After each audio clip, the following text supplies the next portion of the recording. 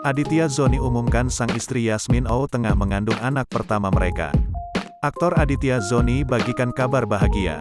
Setelah menikah secara agama pada Desember tahun 2021, sang istri, Yasmin Oh diketahui tengah berbadan dua.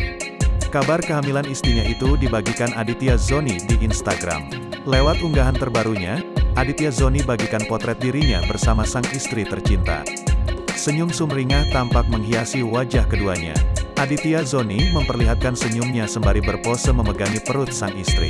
Sementara Yasmin Oh memperlihatkan hasil tes pack yang dipegangnya ke arah kamera. Tak hanya Aditya Zoni, kabar bahagia tersebut juga dibagikan Yasmin Oh di akun sosial medianya.